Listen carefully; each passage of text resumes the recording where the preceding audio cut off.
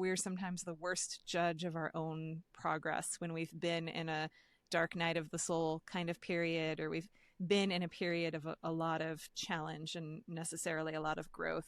You kind of feel like you're the same person, but I know that I am meeting life in a very different way than I was before I went through all of this. And it's been a very slow, gradual process of who is showing up to meet life in that way, all of the parts of myself that I have retrieved over the course of the year. But I think, yeah, if it had to be packaged into some kind of pithy lesson, it's just your job is to retrieve those parts of yourself in whatever way you can. And that adversity in any form that it shows up in your life is an invitation. Get more familiar with those parts, because they normally would not have occasion to make themselves known to you like they do in a moment of crisis.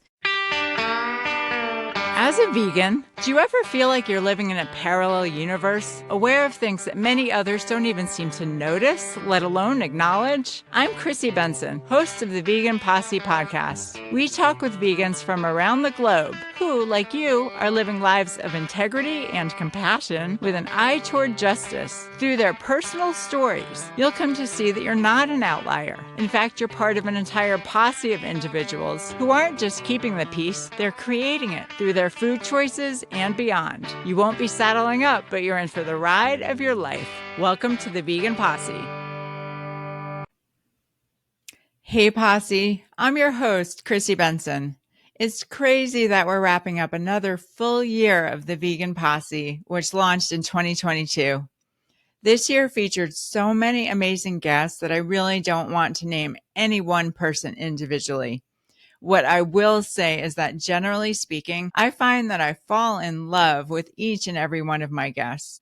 I love talking to people who care about animals, who care about human health, and are doing something about it. I feel so honored to be surrounded in a virtual sense by some of the most wonderful people on the planet, and that includes you all. You are the posse. As we close out the year, make sure to pick up copies of the novel that's normalizing veganism through the arts, Marrying Myself by me, Christine Melanie Benson. There's still time to make Marrying Myself an Amazon bestseller, and part of the way to help that happen is by leaving a stellar review. You can find out all about it, plus a special Marrying Myself playlist at my website, christinemelaniebenson.com. And you may have noticed that everyone these days seems to be talking about a therapy modality called internal family systems, or IFS. IFS is one of the most empowering, effective therapeutic approaches out there. Rich Roll has raved about it, so has Chef AJ, and I'm happy to say that I was pretty early on the IFS train. I did an intensive retreat-style IFS training back in 2014, and I've been practicing it ever since. If you'd like to learn more or schedule an IFS session with me, email me personally at christinembenson@gmail.com and let me know that you're part of the posse. And now for this week's episode.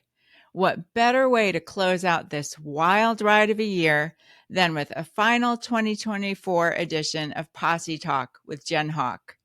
In this conversation with my friend, Dr. Jen Howk, we go deep, as always, getting into the nature of happiness, how to stay true to all parts of ourselves, and how to live fully as a human being on the planet. Happy holidays to you all, and enjoy this edition of Posse Talk with Jen Howk.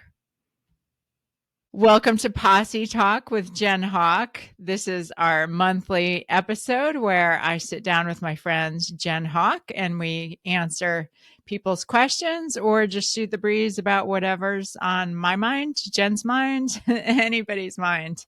And we just kind of see where it goes. So Jen, welcome back to Posse Talk. How's it going? Excellent to be here. How are you? I'm glad to be here with you as well. Before we launch in, just again, my condolences on the loss of your mom. I appreciate that. Yeah, it's been quite a month. So Yeah. I feel that. I mean, it's interesting because when when you're going through something, it's tempting to project that everybody else is having a difficult time, which is not always the case. And, I myself, for me too, it's been quite a year. It's been quite a year. And yeah, it just makes it interesting to reflect on life, I guess. I mean, we're approaching the end of the year, but are you doing some holiday reflection, or kind of what's your state of mind these Yeah, I days? always like to. I'm always kind of two minds when it comes to end of year, New Year resolution type stuff because I am drawn to doing year in review type thinking and planning for the new year, but it's also biologically just the worst time of the year to be kind of. I think it's a good time of year for reflection, so maybe reflecting on the year that's passed, but as far as setting New Year's resolutions and making goals for the new year. Everybody's in that mode right now. And I always feel like I want to do that. I want to get the new blank journal and fill it out with all the, all the plans and all the schemes. But it's such a deep hibernating time. And we don't really honor that in our culture generally very much. And then not only do we not honor it, but then we try to impose this it's a new start kind of energy right on the absolute deepest part of winter, which is a little bit crazy. So, yeah, it's always kind of a tricky time. So when do you think we should do those sorts of things Yeah, I biologically? think I think around around Groundhog Day, that's when that's kind of when the sun starts to come back. That's when the traditional kind of the pagans had the new year around that time. It's kind of I think there's a feeling, there's a little spring in the step of nature that sets in right around that very, very early springtime where you start to see the very earliest like maybe some really plucky daffodils are coming out from under the snow, and there's like that early first or second week of February seems to be the turn of the season. So yeah. That seems kind of early to me. Yeah. Like things are still really gloomy and Yeah, depressing then. I think I noticed it especially last year, because last year was so gloomy and depressing. I was in such a bad place this time last year, and certainly into January and going into February last year, that I was hyper attuned for any little signs of life, any Mm, little the mm. earliest signs of because there are particular little species of plants that start to wake up right around that time. Most things don't wake up until March or later, and of course we're being northern hemisphere centric here, and particularly kind of the latitude that the eastern U.S. happens to be at. But there is a detectable, and I remember this even growing up in Alaska, that it felt like winter was just going to go on forever. But one day when you left work in February, you got out of work at 5 p.m. or whatever, or you left school, there would be a different feeling. It would seem a little less dismal and dark, and there's just this like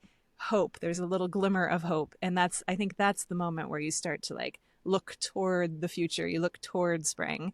Um, January 1st is not a time to be looking towards spring. It's spring is too far away to be sort of thinking of being in that. It's more of a gestating energy than an actual creation energy or a birth energy. It's like we're just gonna kind of let things, cook.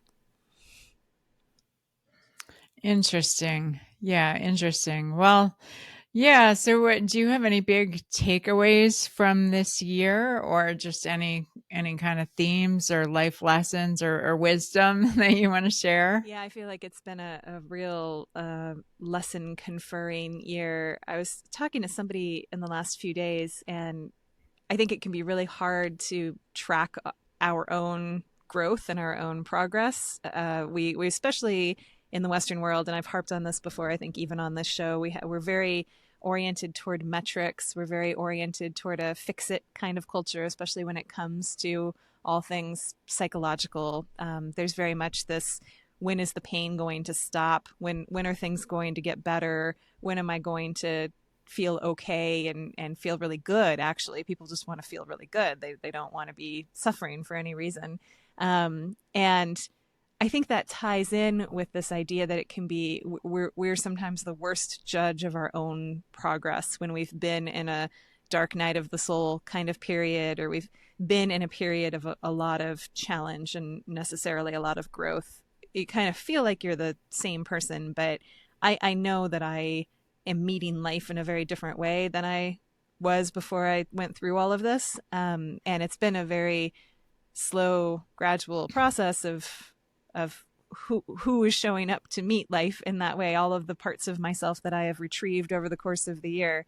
Um, but I think, yeah, if it had to be packaged into some kind of pithy lesson, it's just your job is to retrieve those parts of yourself in whatever way you can and that adversity in any form that it shows up in your life is an invitation to get more familiar with those parts, because they normally would not have occasion to make themselves known to you like they do in a moment of crisis. And so all of the bad feelings, all of the shame, all of the anger, all of the grief, all of whatever is coming up, is it really is a window. It's as the cliche goes, it's where the light gets in, and you have to have some willingness to allow that process and not miss that opportunity when you're going through the crap. So I guess that's the biggest lesson. Don't miss the moment. Right, right. And really, every moment is the Yeah. moment. That's the thing that I keep in mind because I think, there's this whole, especially in the Buddhist realm, which I know you and I both, you know, have experience with, and I still practice. It's all about the present moment, but even even then, it's tempting to think, well, that doesn't really mean this moment, like right here, like right now. Like I'm going to talk about another moment where I was really present, where something really significant happened. And so for me, it's been helpful just to like even just ask the question, like, okay, what if I were to allow this moment right here, right now, to be enough? With all its flaws and all its messiness and all its imperfections and all its variances from how I think it should Mm-hmm. be and how I think I want myself to be, and just let it be Mm-hmm. enough. I would say for me, that's been the lesson. And also, I mean, the continued task before me is to just, yeah, notice that present moment, and also just appreciate what there is to appreciate and enjoy in my life right here, right now, because there's always going to be suffering. There's always going to be things that I take issue with and don't, haven't approved or haven't invited. But if I don't start appreciating what there is to enjoy in my life right now, then even when I have that amazing, beautiful, perfect life that I've always wanted and dreamed of, you know, I need to hone that skill, that ability to notice and appreciate the beauty and the wonder and the the love, the pleasure. I mean, it's a fine line, of course. We're not after chasing pleasure. That we know that doesn't work. We know that from the pleasure trap and from evolutionary psychology. But at the same time, it makes all the more sense to at least enjoy what pleasure there is to enjoy. And so for me, again, that's what I've been just realizing needs to be my focus, because so much about life, I think, is not about what happens externally, but our capacity to appreciate things and our capacity to avail ourselves of our opportunities and resources. There's not really a shortage of resources and opportunities, but it's recognizing them and being able to show up for them in a way that serves us. That's the challenge. And often, even when I hear famous, really successful people talk about how lucky they were, how they didn't do anything to, achieve this great success. If you listen a little more closely, they were showing up somewhere, they were doing something, that put them in a position to be able to take advantage of that opportunity. And they did seize that opportunity, so for me, one of the pain points of my life is just looking back on the missed opportunities, the ones that I didn't seize on. But again, the best time to plant a tree was 20 years ago, and the second best time is now. Yeah. So, Yeah.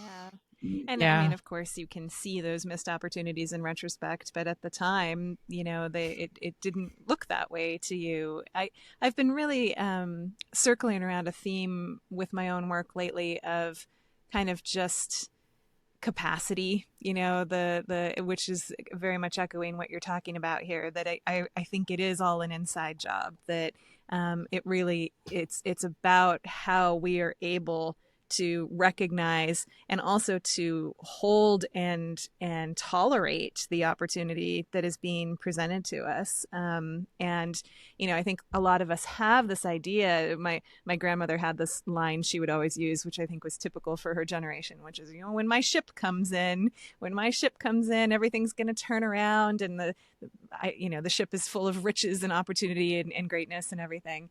And the ship just never comes in if you're not able to recognize it, or you're not able to see it for what it is. And I think when we look back in our own past experience and we can recognize how many of those ships we missed in retrospect, like, who's to say we're not missing them right now as well? I mean, we almost certainly are.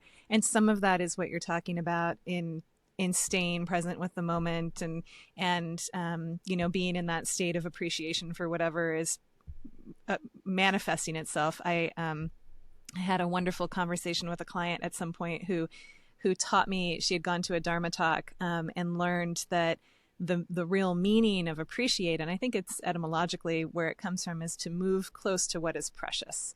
And what is precious in our lives might not necessarily be Mm. pleasure. It could be an exquisite heartbreak, or any sort of an experience of intense loss of a parent or of someone else close to you. Like, those things are still precious, even if they don't give pleasure. And I think we often are in this state of just wanting to move away from the things that are not immediately pleasurable. And so we miss the preciousness of life, and we take ourselves out of the moment, and then we also miss the opportunity that is there, or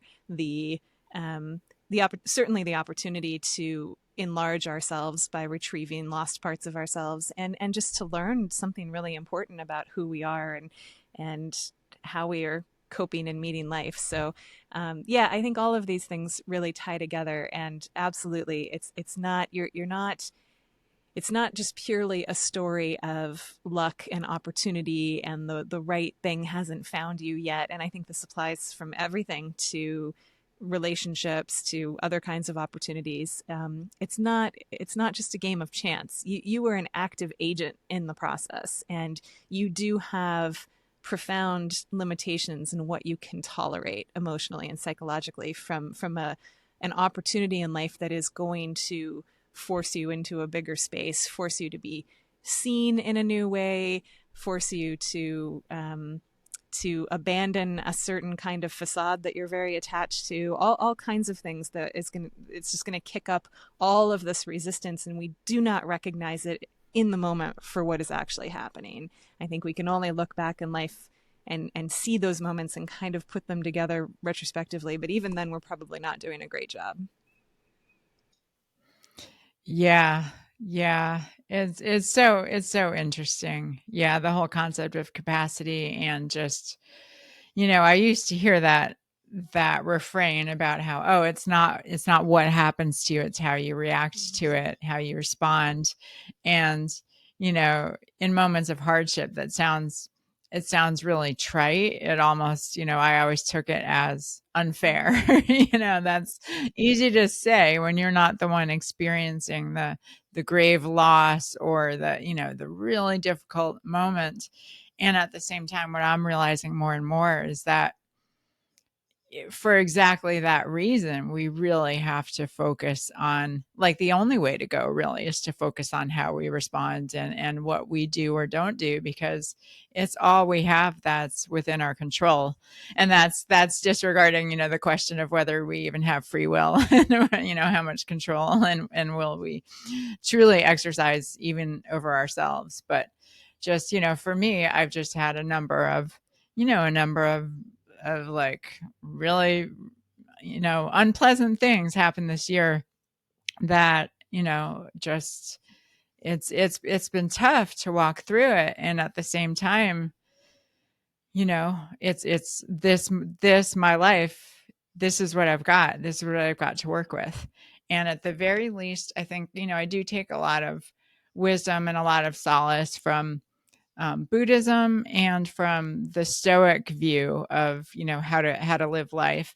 And Buddhism, so much of the discussion is about dukkha, Mm-hmm. suffering. And I really, just during some of my lowest periods of my life, I just remember being heartened by this urging in the Buddhist meditation centers that I was participating in, just hearing like, okay, even when you're suffering, take it as an opportunity to learn about suffering and to really, just like you're saying, lean into it and just take it as a chance to understand it. Like, and what I've realized too is, again, it's my life, it's my experience. If I don't pay attention to it, if I don't notice it and really just get to know it on an intimate level, inside and out, who will? Like, no one will. It's, for better or for worse, it's my life. And if I just let it pass me by without even noticing or paying attention to it, then, that's my loss. Like, even if it's an unpleasant, like, very, very difficult life, again, all the more reason to honor it by noting it and just witnessing it. So it's confusing and counterintuitive and hard at times, because there's this, for me, it's always this push pull between, okay, how much do I push my limits and push my comfort zone, and how much do I just cut myself some slack and let myself take a breather for a little while. So how do you walk that line, or do you find yourself wrestling with with a similar, Yeah. Yeah, I challenge? think, I think my practice as it's emerged over the course of the last year is to start really paying attention to how often I'm trying to escape. I'm just trying to escape the moment all the time. And I'm trying to escape good moments just as much as I am bad moments. And I'm really a very, very poor arbiter of what is a good and what is a bad moment, for all sorts of reasons. But I had this interesting experience where years and years and years ago, with one of my early meditation teachers, I went to a retreat that was like a broken heart retreat. It was to find the wisdom of the broken heart. She actually wrote a book. Her name's Susan Piver. She wrote a wonderful book called The Wisdom of a Broken Heart. And she led this retreat in Boston for the weekend. And one of the key themes that came out of that, because all of the attendees, we were all brokenhearted. We'd all been dumped recently, essentially, and so we were all hanging out with each other, licking each other's wounds. It was a great group of people that I stayed close to for a long time. And one of the insights of that weekend was the feeling, that sort of raw, um, open feeling of all of this love with nowhere to go feeling that you have when you're brokenhearted or you've suffered this great loss is really, it's this, emotionally, just looked at without the story behind it, it's the same feeling in the body as being in love. It's the same, it's really just the story that is causing all of the suffering. This is like Buddhism 101, this kind of idea. And I remember being kind of skeptical about this at the time, recognizing some core truth there, that there was like the kind of agonizing love I will feel for my pets sometimes. It's just like, oh my God, I love you so much, I can't handle it. It is the same like somatic experience as this broken heart feeling, where you cannot put that into the other person who is there in front of you.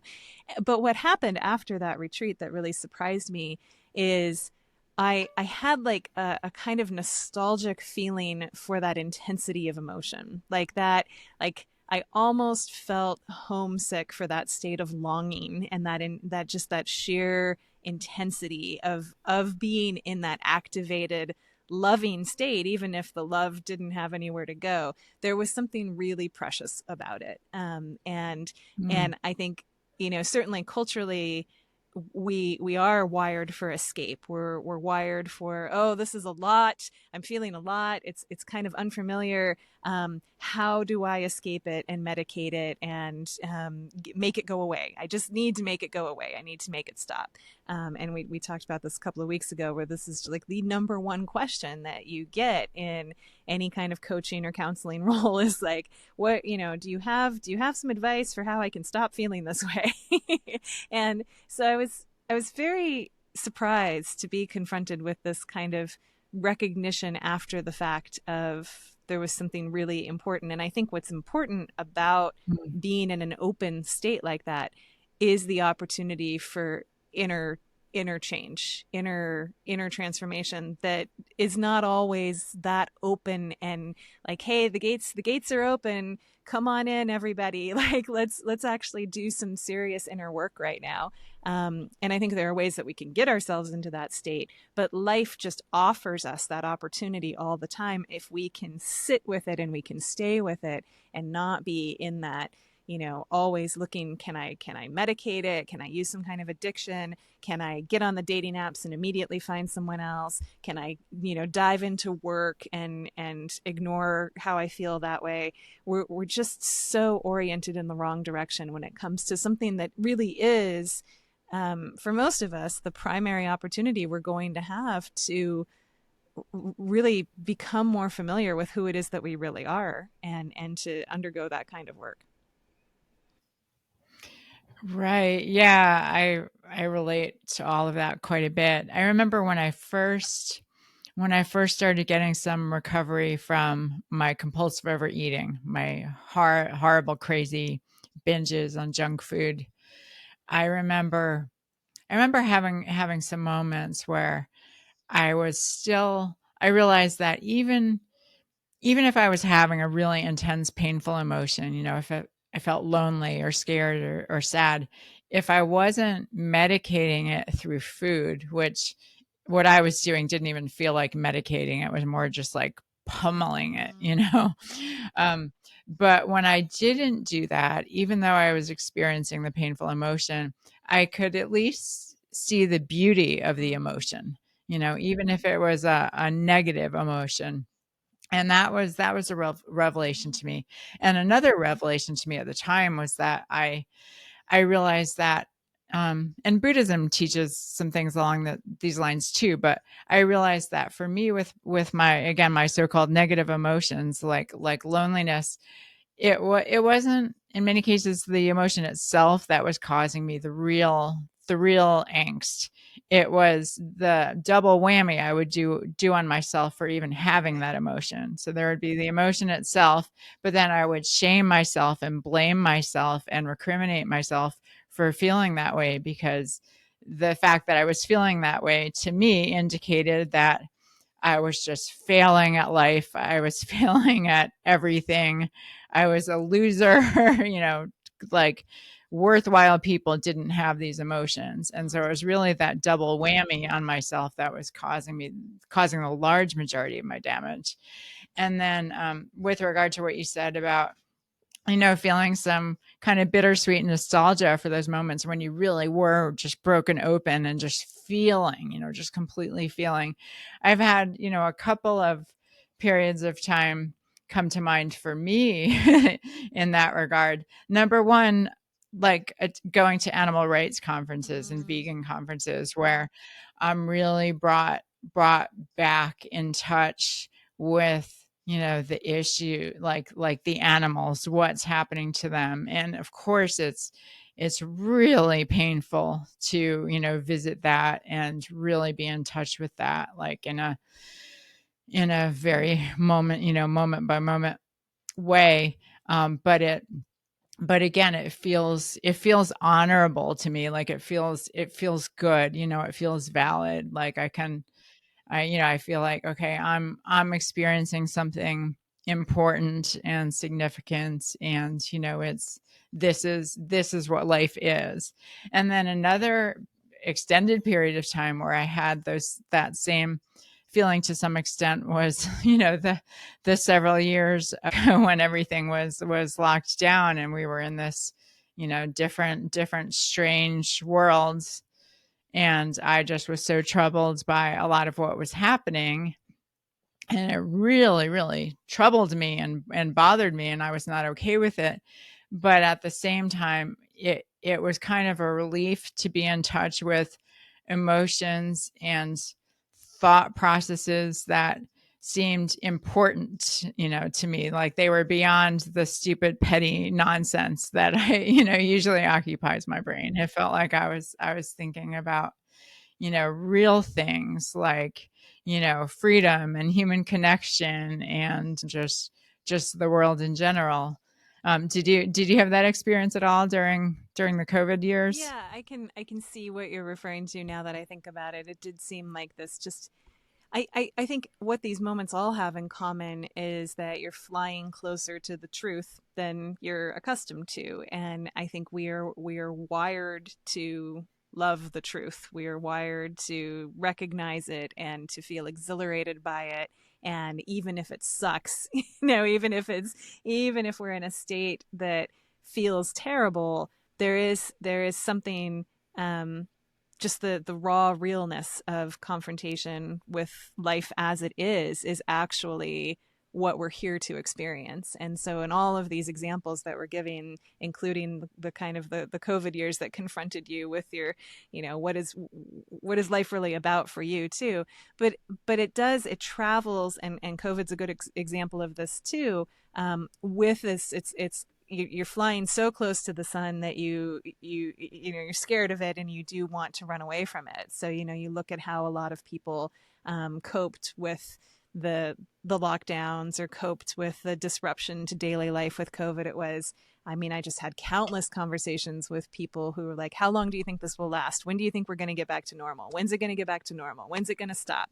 And I asked those questions myself. I wasn't immune to that, but there definitely was this countervailing desire to escape and to push it away. And yeah, the truth is powerful, and the confrontation with the immediacy of the moment and being in the moment with whatever is unfolding, it has an exhilaration to it, but it's also really overwhelming and really scary. And especially if you're not deliberately turning toward that, most people are going to cast around for ways to escape and to buffer themselves from that experience, whether it's heartbreak, whether it's political strife, anything that is coming down the pike, I think.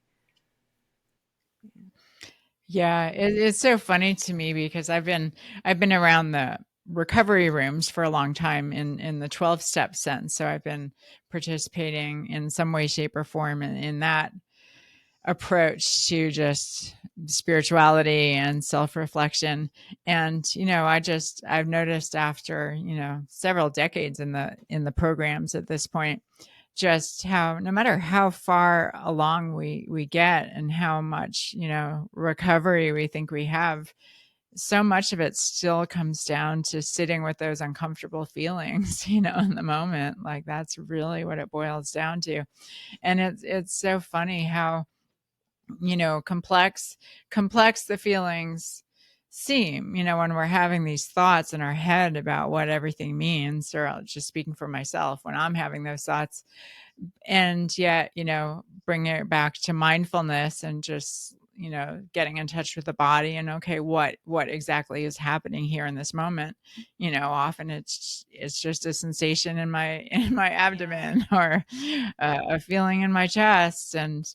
and that's all that's happening right now. Exactly. It's Exactly. baffling. It's We so can suffer funny. for months or even years or possibly decades over what ultimately comes down to experiencing that feeling in your body for, feeling really uncomfortable for a 5-minute conversation that you need to have with somebody. There's just this, Right. we will go to such lengths to avoid a passing somatic experience because we have not trained with being able to sustain that capacity. So this is what we're talking about earlier in the conversation, where you may have something that is coming in the form of an opportunity, but you can't recognize it as an opportunity because it stirs up these physical feelings of discomfort, these feelings of resistance, and you're much more interested in making that go away rather than sitting with it, experiencing it, letting it pass through you, getting curious about it. You have to practice with that. You have to train with that. You do not come into the world, having that capacity and having that tolerance. You have to adult your way through that in a very deliberate, mindful way. And that is, part of what a good meditation practice is all about. And there are lots of other paths up the mountain here, but certainly culturally, we are not even asking the right questions about that. We're asking, how do I make it stop? Yeah, yeah. And also too, if we don't necessarily have the parenting Yeah. that supported us and helping us, develop that muscle, like strengthen that muscle, that ability to, tolerate the discomfort, The and parenting, we don't have that, the scaffolding, that supported us in those difficult moments, then like you said, we have to kind of adult our way there on our own, and that's tricky. So that's definitely something that I'm still playing around yeah, with, working yeah. at. The parenting made it Yeah. worse than, starting at zero. You Right. actually have to Right. unlearn all of the ways that your parents taught you to run away from life, which was their own stuff. Um, Right. so yeah, Right. you're Yeah. doing, you have to clean up your own karma, sort of Buddhistly speaking, and then you also have to deal with theirs. You have to deal with the unlived life that they imposed on you and projected on you in whatever they couldn't hold themselves, that they compelled you as a child to hold for them. You have to find a way to set that down and recover who it is that you are when you're not holding that for them and when you're not defended against whatever it is that they were most afraid of. And I mean, it's a lot. We don't want to understate how much work this is for people to do. It's a lot. Right. Right. And again, just the whole notion of justice and fairness. Yeah, that like counterintuitive thing we need to do, where it was not fair, it was not just, it was not right, it was not okay what happened to certain people. And yet, we have to just let it be what it was. We have to, let it let it be enough Mm-hmm. in a weird, counterintuitive sense. Yeah, I've had some counseling clients who just, have talked about some things in their childhood, and at the end of the day, I think the outsider's perspective, often the urge is, again, like you said, to help other people's pain go away. Often the comments that we hear is no, your dad really did love you, or no, your mom really did try her best, or no, and so just seeing in my case, I've seen some of my counseling clients just like, just need to learn to just face that reality, like, no, he didn't. My dad really didn't care. Like, he didn't. That's not me having low self-esteem. That's not me, misreading or projecting or being hard on myself. Like, that's the reality. Yeah.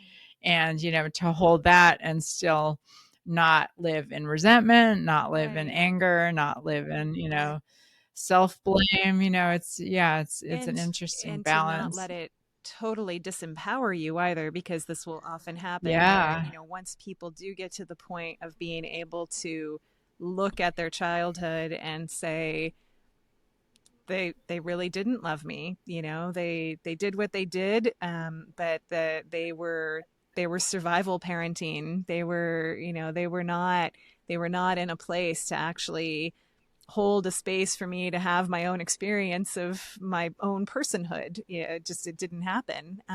And people will get that far and they'll be able to kind of confront that and feel that, whatever the story is for a specific person. But then there is this temptation to just circle the drain with that indefinitely. And, well, then therefore I'm never going to be able to do anything. How could I ever amount to anything if I started off with such a handicap here? And that's what we've talked about on the Beat Your Jeans podcast before, is the bruised banana theory. This, like, I could have been someone, I could have been a contender, but I got totally derailed by bad parenting. And I think it takes a lot of courage and it takes a lot of work to get out of the temptation um, to just stay in that blame and that place of disempowerment and that whole complex around all of that. And to say, okay, well, then now what? Where do we go from here? And how do I essentially parent myself, and Yeah. confront life on its own terms? Right, right. And I think for me too, it's in many cases shifting from the why Yeah. to just the Yeah. how. Like, okay, get why I'm this way, get why things went down the way they did. Uh Interesting to explore, but we can get trapped there Yeah. sometimes. I know I myself have gotten It's the trapped trap of there the many times, and so then it just becomes like, okay, moving on, how?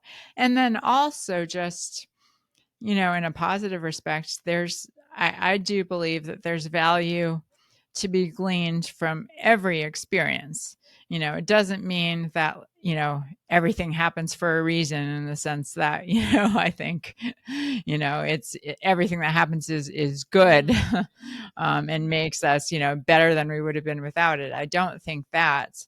But that said, even the worst of the worst are experiences we can learn from. And it's through the way I see it, and the 12-step approach has helped me see it this way too, is that, it's easy, and my natural inclination is to walk through life and I can just unconsciously and very, very easily, almost magnetically, pick up grudges and resentments and bitterness and Mm-hmm. shame, from my experiences. But then it takes a more intentional, um, discerning sort of reflection to view these experiences and say, okay, looking at this in a new light, what wisdom is there, what compassion is there, what truth is there for me to glean from this experience? And to retroactively be able to take the positives from it. And again, not to say that I'm glad, it'll get me to a place where I'm glad something happened because of what I've learned from it, but at least not to waste, the potential wisdom that can be gleaned from those experiences. So it's interesting. Again, it's just, I keep coming back to, like, this is it. Like, this is my life. Like, no one's going to be able to experience it the way that I can. No one's going to be able to notice it. And whatever my life is, if I don't notice it, if I don't stay present in it while it's happening, then what's the point? Yeah, yeah. Yeah, I think it's such a common shared experience across 12 step for people, who have some sort of history of addiction or growing up in a dysfunctional home. That there is this sense that life just hasn't started yet. Like, life is going to start at some point, but something needs to happen between now and then that hasn't happened yet. And I'm just still a kid and life isn't official yet. And it's just, I hear that as a very, very common refrain across people in recovery, just of every stripe and every color. And as you're pointing out, it's a very dangerous trap. It's a very dangerous illusion, because you miss your life that way. You're waiting for the ship to come in. You're waiting for somebody to kind of give you permission, or to um, rescue you, or some combination of those two things. And I think it is a very, and solving that trap, getting out of that trap, is not an intellectual exercise. And that's the other thing that we get into, where most people in recovery are also big intellectualizers because it's safer in our heads than it is in our bodies and our somatic experience of the world. And so I think part of the nature of the trap is we're thinking, I just need to solve this problem. As soon as I figure it out, once I figure it out and I have all of the, like, I understand completely why things happened and why I am the way I am and why I face the challenges I do, there's some threshold of figuring out everything that will open up life for me. And then I can begin to live. And it's just, you're never going to resolve it intellectually. You have to resolve it at the level of feeling those really uncomfortable feelings in your body when you're having that conversation with someone, or confronting a truth about something, or not acting on a binge craving like you were describing earlier, and just letting those horrible feelings wash over you of craving and loathing and everything else that accompanies it. It's a process of letting that happen a couple million times. And that's what's actually going to build the capacity physically and psychologically for you to recognize life when it comes at you in the next moment, that it has started. We are here. This is it. And I think until you begin to build that capacity in that way, that is not necessarily at the problem solving level, which was the safe place that you went to as a kid, you're not going to get out of the trap.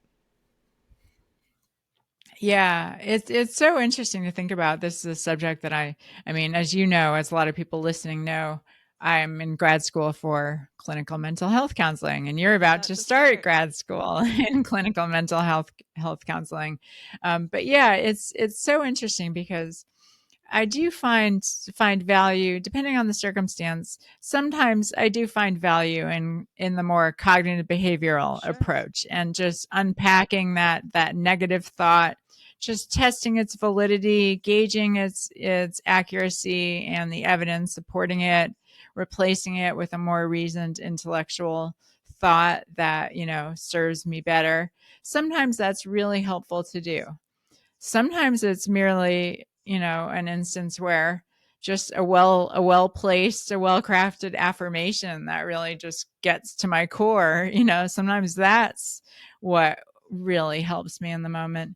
And then sometimes I've been studying a therapeutic approach called ACT, acceptance, and commitment Mm. therapy.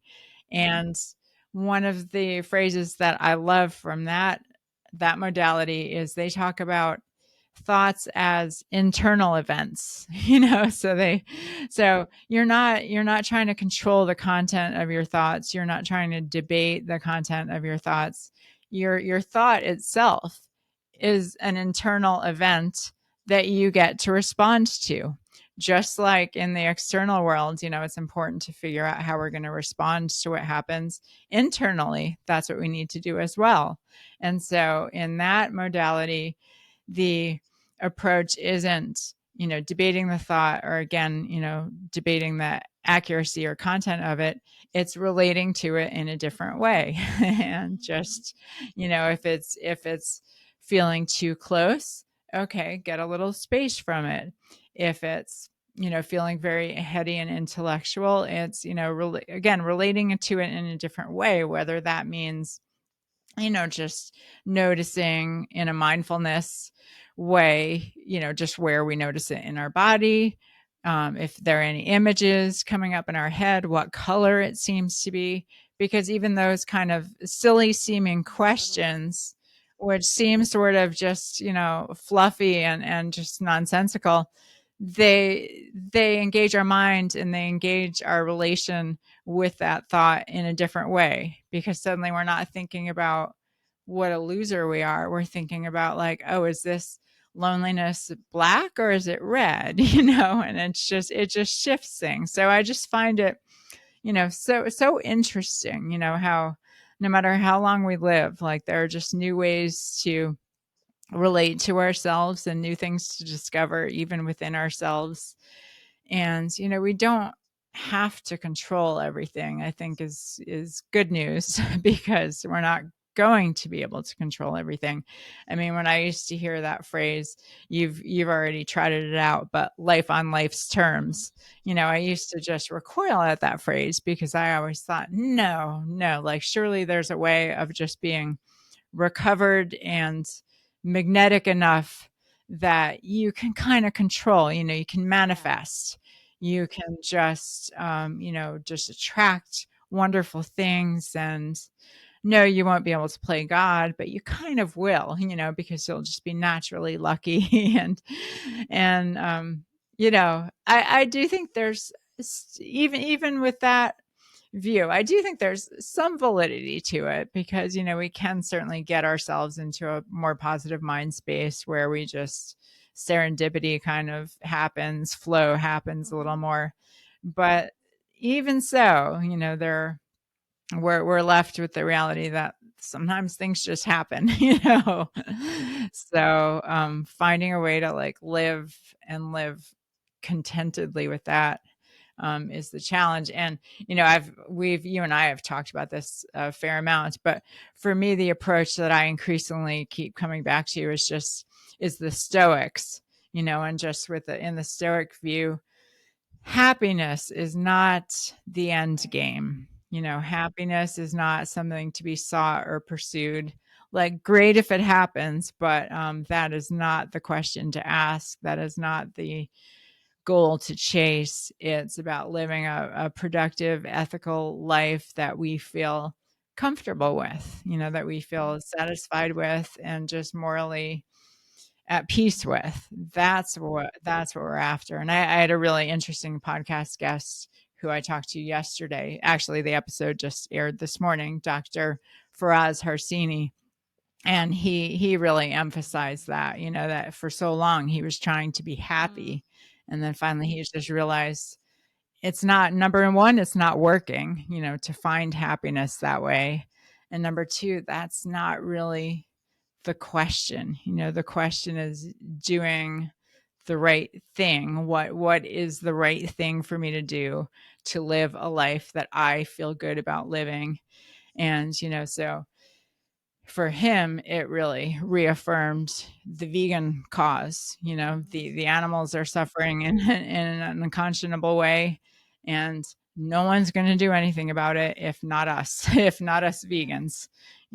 It's really on us. It's an impossible task, but it's our task. So for him, and just chatting with him yesterday and just hearing that, it was just so reassuring to me in the moment. Like, I don't have to try to be happy, like, because I think for me, again, I was making even happiness a pass fail test, for my life.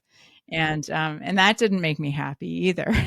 So paradoxically, letting go of happiness as a rule means that I can be freer to just, enjoy the more complex array and nuance of feelings and emotions and experiences that there are in life. And I remember a long time ago, like delving into the etymology of the word happiness and the word happy.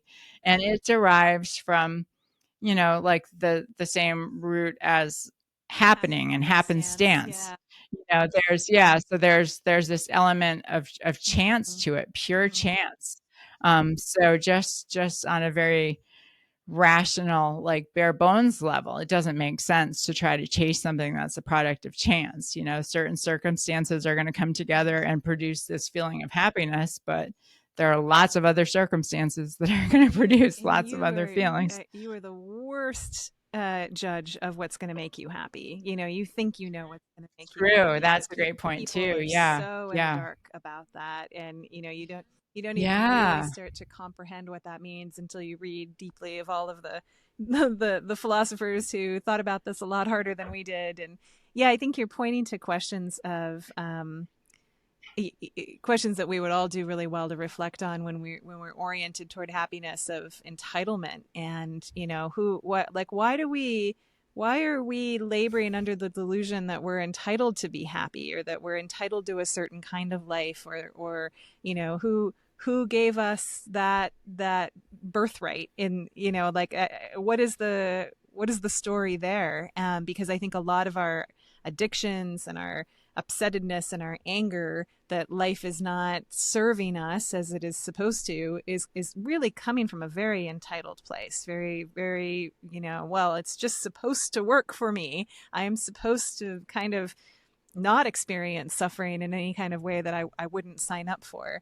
And, deep reflection on that is really necessary if you don't want to just stay in that trap forever. Because if you really are going through life with this unexamined sense of entitlement that you are supposed to be happy, you're going to be facing disappointment, and with disappointment, a lot of rage, a lot of thwarted addictive feelings, that are never going to go anywhere, because you're never going to arrive. You're never going to get to this place where it is all exactly as it's supposed to be, and you've been delivered of your suffering, because you've set the deck against yourself so much with what it is that you are expecting life to serve up to you.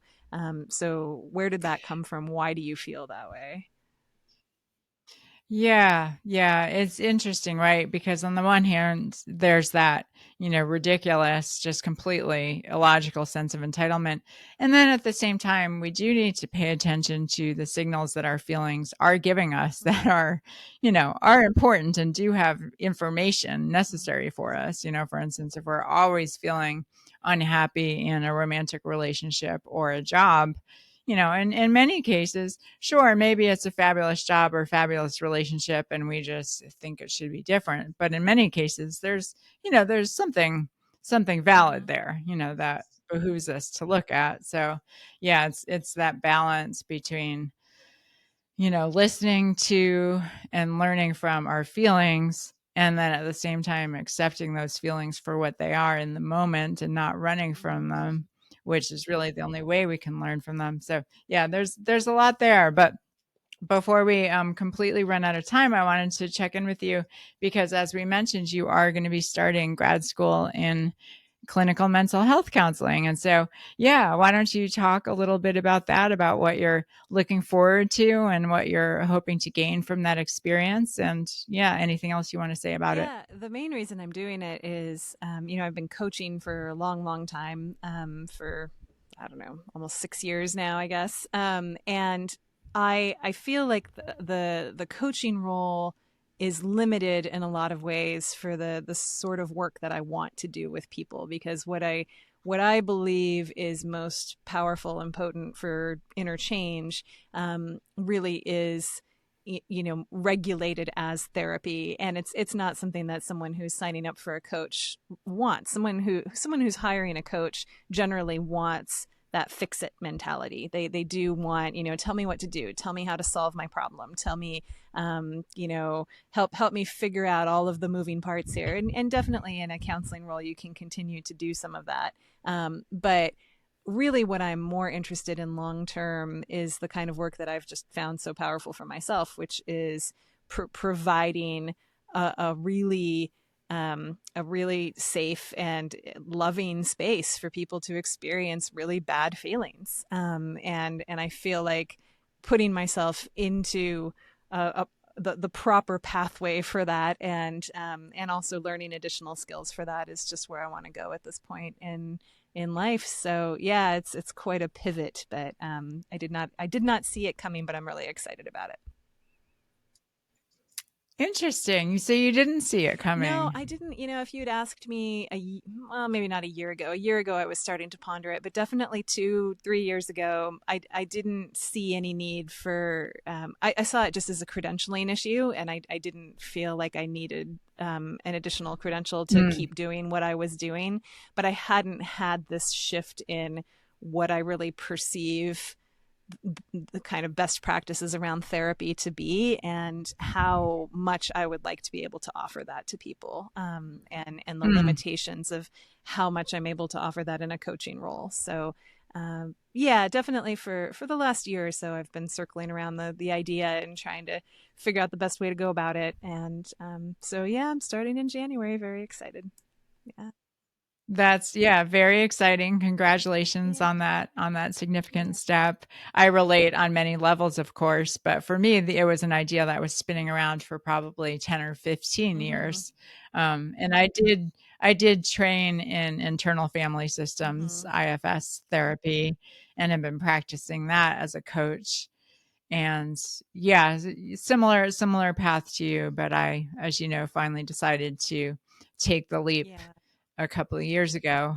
And I think for me, I was seriously considering the path of public health, but Oh, then everything amazing. that was happening around around the lockdowns and contact tracing Yeah. and just medical mandates that really that helped me realize that I wanted no professional part of so-called public health. And so that experience honestly was probably what sealed the deal for Mm-hmm. me in terms of embarking on this path. And so yeah, it's definitely been very interesting. I'm in my internship and seeing clients, and it is different from coaching. I think I started out thinking that it would be exactly the same and I would Mm-hmm. just breeze right in and there wouldn't be a tangible difference, but yeah, there definitely is a difference, and I'm starting to get glimmers of just how concrete those differences are. They both have their merits, and I still am definitely solutions oriented in terms of, not wanting to simply enable people in perpetuating, a victim mentality and just kind of wallowing indefinitely in their pain and suffering and hardship. So I definitely am big on tangible identifiable change in that sense. But yeah, the path there isn't as prescriptive or necessarily as clearly delineated as maybe a coaching curriculum might be. Yeah, I um think it's just this very deliberate orientation toward what we talked about at the True to Life women's retreat, the little women's seminar that we had before the last True to Life, of what Jordan Peterson said about not stealing someone's problem.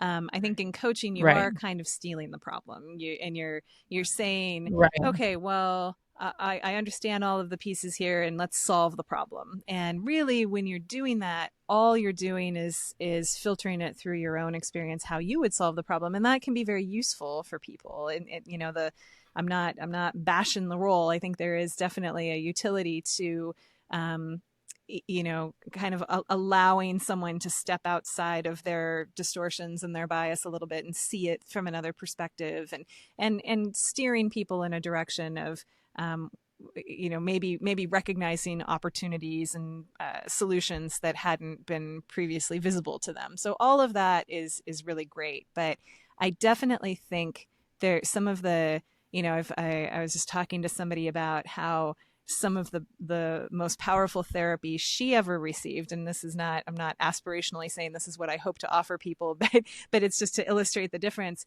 was with a therapist who wouldn't say anything for like 30 or 40 minutes at a time.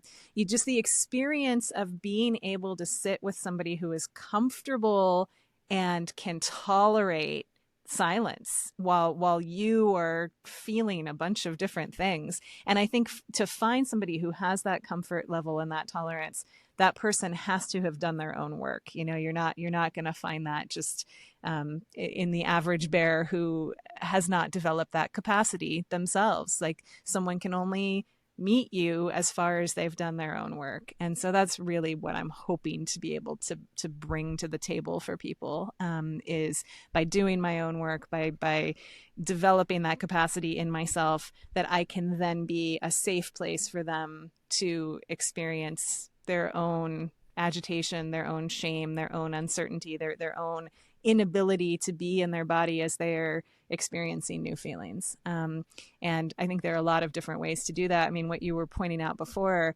I think there totally are moments. The reason that you haven't cleaned up after your Christmas party is probably not some deep rooted, unretrieved, broken, wounded childhood part of yourself that is resisting to cleaning up the party. There's probably a very rational cost benefit analysis where, man, it was exhausting, and why would I? There's no pressing need. There's no evolutionary demand that I get on this and do this. So, there's a multitude of tools to bring to any question. And I think you do clients, whether you're a coach or a counselor, a disservice if you're not drawing from as many of those tools as possible. And the more locked in you are to any particular modality, the more anything that comes from that conversation is just going to reflect your own beliefs and your own way of doing things,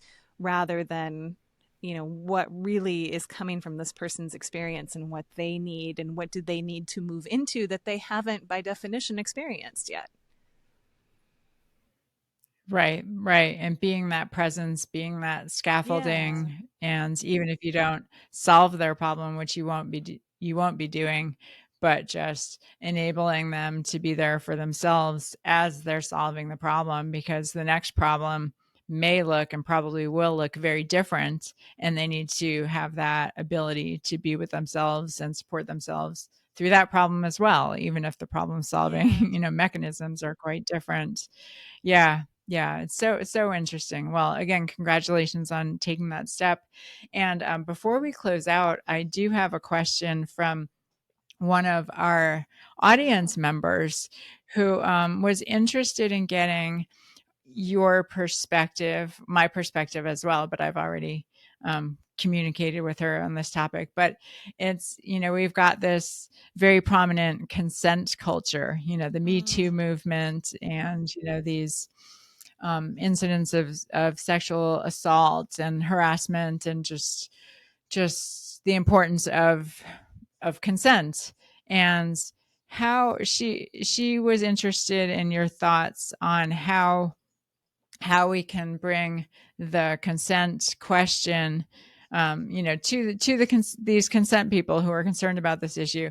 How can we urge them to expand their consideration of consent to the food choices that they make? In other words, we've got this whole realm of animal agribusiness where consent is completely obliterated for these non-human animals.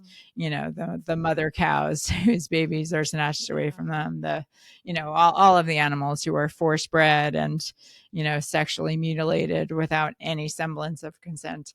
How can we get these consent people to open their minds to this more expansive lens of consent? I mean, I don't know that you can get people to open their minds with any particular any particular tool, or approach. That's always, that kind of goes back to, how can I get my husband to go vegan like I am?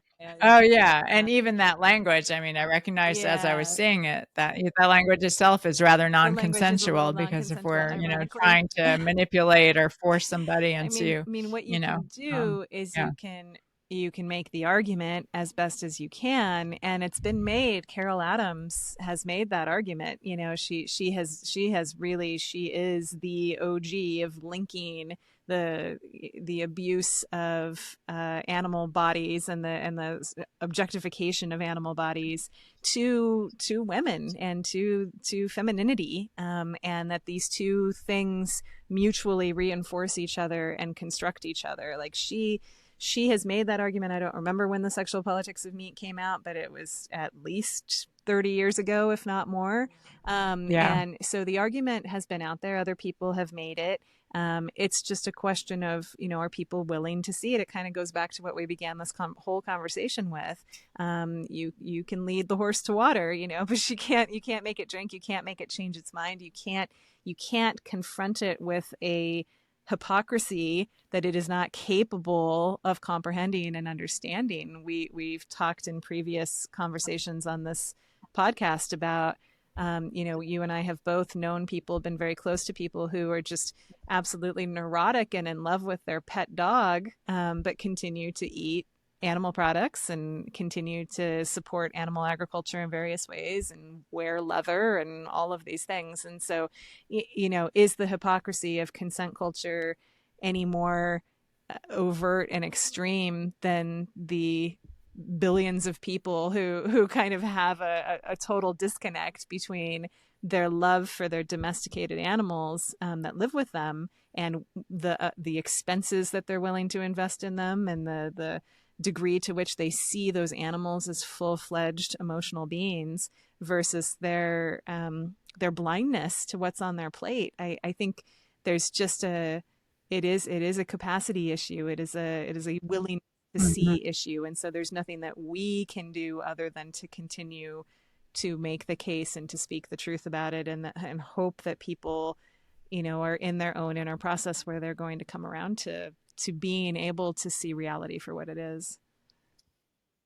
Right. Yeah. I think that makes total sense. And it strikes me that so much of the response to those sorts of conversations is going to be about the so-called consent person's true motivation. Are they truly motivated by justice, or are they after privilege, Mm, in the sense that they want consent for themselves, they want power for themselves, but they don't genuinely care about it for other yeah. people? Whereas if they're really motivated by justice, yes, they want it for themselves and they also want it for everybody else.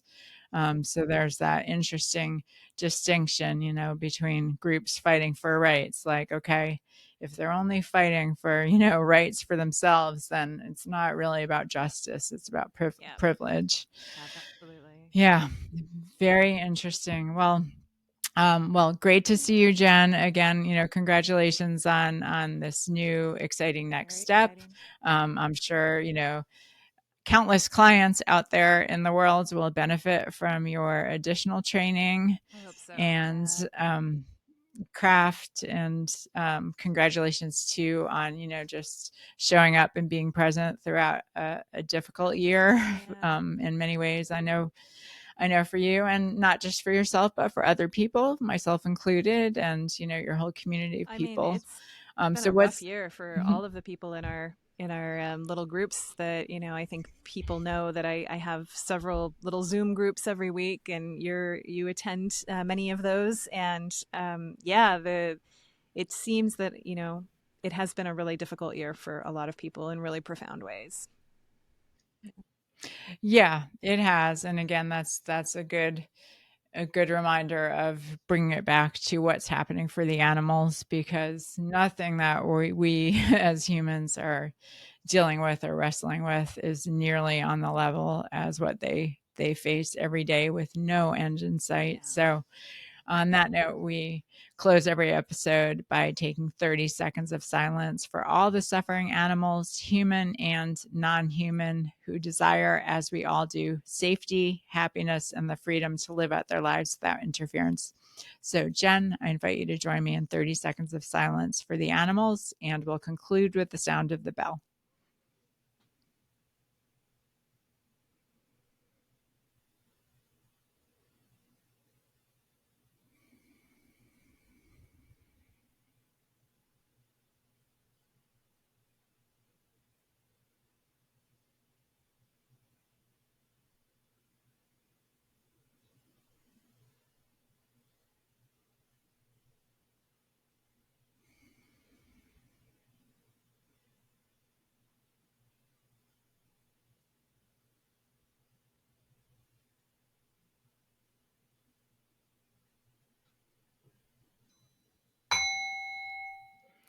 Thank you, Jen, and thank you, Posse. See you next time. Until then, stay strong and stay true. Thanks.